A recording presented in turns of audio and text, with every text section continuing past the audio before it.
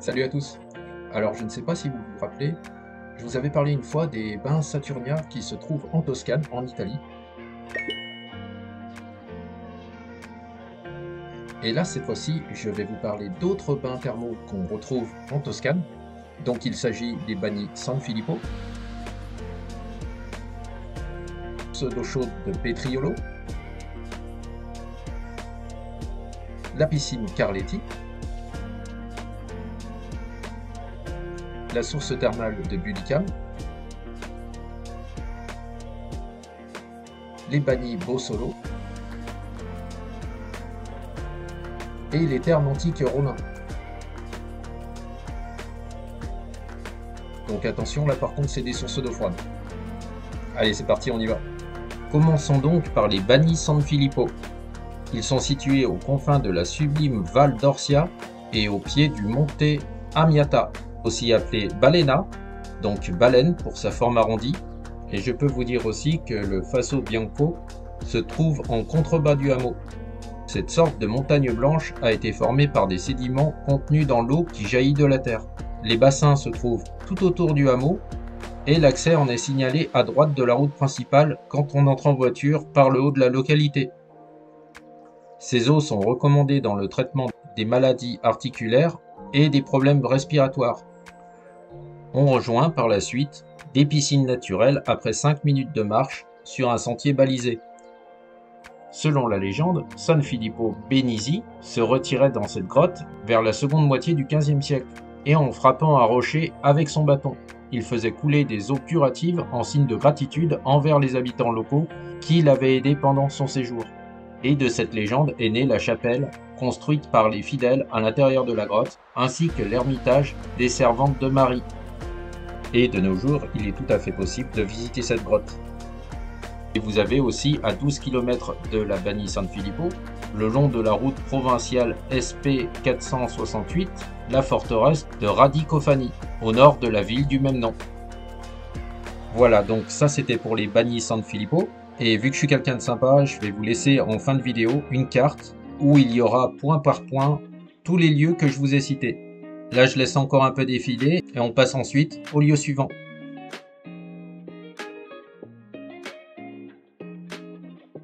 Tout comme les autres sites, Petriolo était déjà bien connu des Romains. On peut noter aussi la présence de tombes romaines dans les environs, et on y découvre un paysage magnifique fait de collines à la frontière de la province de Grosseto. Il est conseillé d'arriver le plus tôt possible, car il est difficile de se garer, et aussi pour se placer sous le jet d'eau thermale. Je peux vous dire aussi qu'il est situé au cœur de la réserve naturelle du Bosso Mers, sur les rives de la rivière Farma. Et on se trouve à peu près à une distance de Sienne de 30 km. Ces thermes sont également nommés Monticiano et ils sont réputés pour le traitement à la boue, anti-rides et raffermissant. En fond de vidéo, je vous laisse défiler quelques vues sur les bagni Petriolo et en même temps, je peux vous raconter un peu son histoire. Des découvertes ont mis en évidence que ces eaux étaient déjà connues et fréquentées depuis l'Antiquité. Cependant, le site relève surtout les vestiges archéologiques de l'ancienne station thermale qui daterait probablement du XIIIe siècle. Un édifice thermal autrefois très réputé dans la région est situé au bord de la rivière Farma. Celui-ci comporte des petits bassins ouverts sur l'extérieur avec des murs qui menacent de s'effondrer. Cet endroit aujourd'hui est interdit d'accès, mais il a très certainement été fréquenté par l'une des familles les plus puissantes d'Italie, les Médicis. Allez, encore quelques petites vues sur ces bains.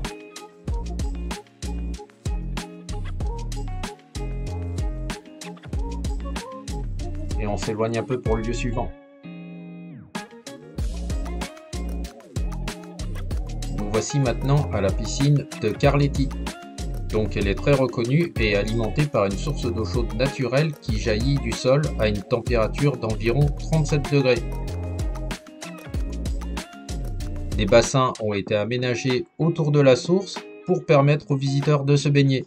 Et c'est une association locale qui entretient les lieux. On peut retrouver un immense parking qui est situé à 2 pas, ce qui rend l'accès à cette source particulièrement facile. N'hésitez pas aussi, si vous voulez, me dire dans les commentaires quelle source d'eau chaude vous avez préférée en Toscane. Et donc il nous reste encore 3 points à découvrir. Et la même chose, je vous laisse tourner un petit peu les images pour que vous puissiez en profiter et le découvrir par vos yeux.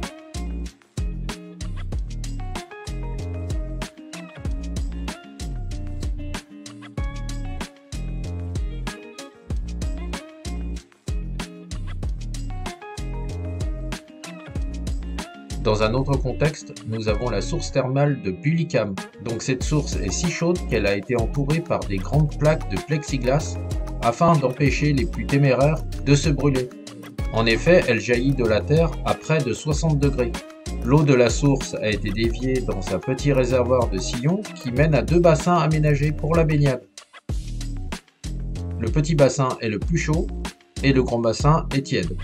La source se trouve dans un parc clôturé à quelques centaines de mètres d'une base militaire. Il n'y a pas de parking à proprement parler, mais il est possible de se garer le long du parc. Ce dernier est ouvert par les agents municipaux le matin et refermé le soir.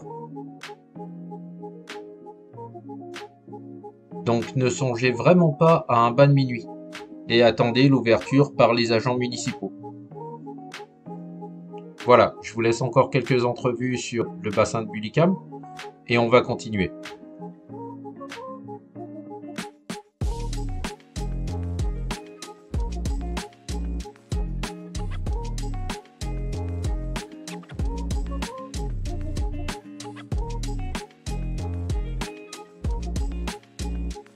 Nous voici maintenant au Bani Bossolo.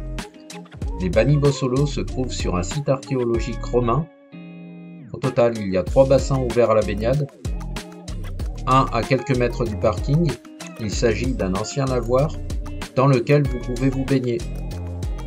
Puis 2 autres bassins qui se trouvent à quelques minutes à pied et qui sont plus près du site archéologique. Il n'y a pas de commodité sur place, mais les parkings autour sont gratuits.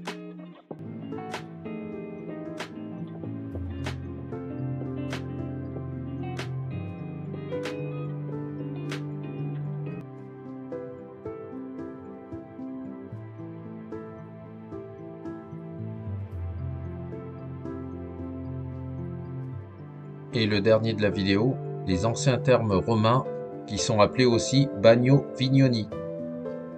Et donc cette source est réservée au bain d'été, car elle a la particularité de ne pas être chaude, ce qui est parfait pour se rafraîchir pendant de longues journées caniculaires de Toscane. L'accès est gratuit et l'endroit est très photogénique.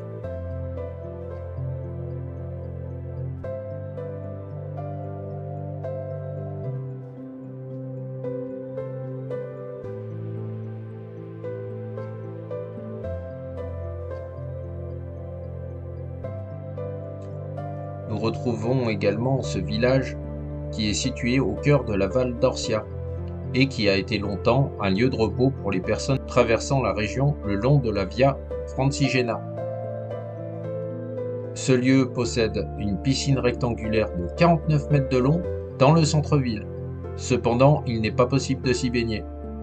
Mais vous pouvez vous baigner au parc des Moulins, qui est voisin, et c'est gratuit. Voilà, je vous ai montré quelques bains supplémentaires. J'espère que ça vous aura plu. Merci à ceux qui me suivent déjà. Et vous inquiétez pas, je vous ai pas oublié. J'ai mis une carte en fin de vidéo, enfin à peu près à la fin de la vidéo, ainsi que toutes les adresses.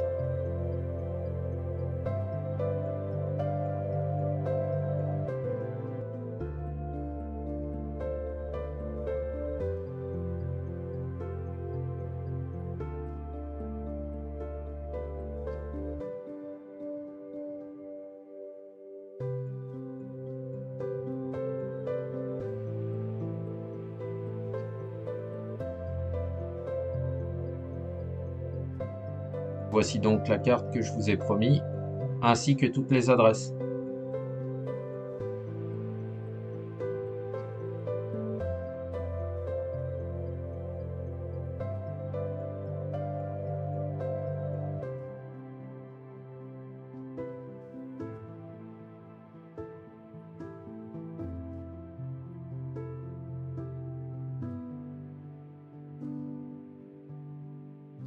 Je rappelle que vous pouvez vous abonner si mon contenu vous plaît. Donc je fais des visites à l'étranger, des explorations en France, Salut à tous. Et si on partait ainsi que aujourd'hui des pour... explorations de sites abandonnés. Voilà, prenez soin de vous et à bientôt.